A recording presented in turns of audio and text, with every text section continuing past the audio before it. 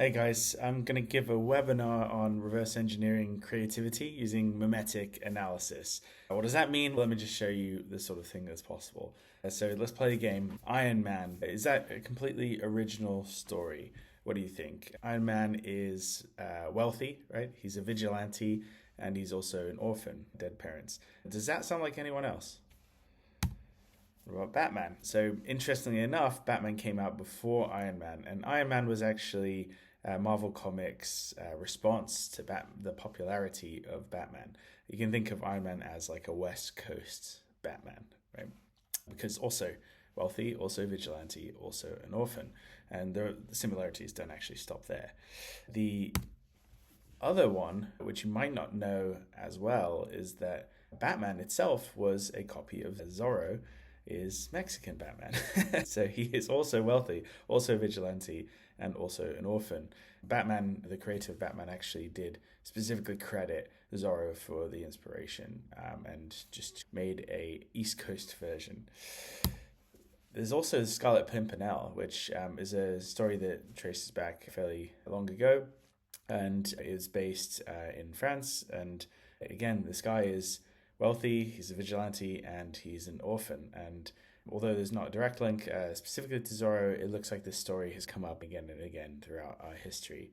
Going even further back, there's Puss in Boots, right? So obviously, the funny thing is here that the modern incarnation of Puss in Boots is played by Antonio Banderas, who was Zorro, and that is the direct parody, but it's deeper than that actually.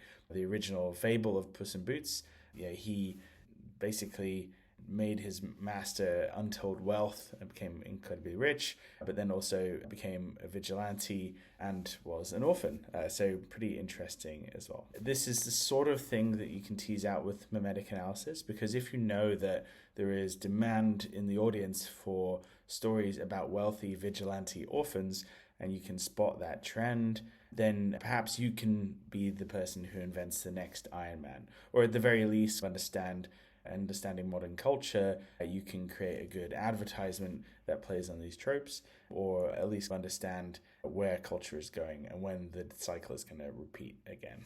I'm going to teach you a little bit more than this. I'm going to go into a bit more detail into memetics and how to do this type of analysis, and specifically focusing on how to do this with AI, because I had to find these examples manually, but ChatGPT is pretty good at doing this analysis for you. So yeah, join me on the webinar. This is something I'm giving away for anyone who buys a book before Black Friday, but also anyone who has bought the book so far. Anyone who is a member by a specific date, I'm going to send out the invite to those people over the weekend.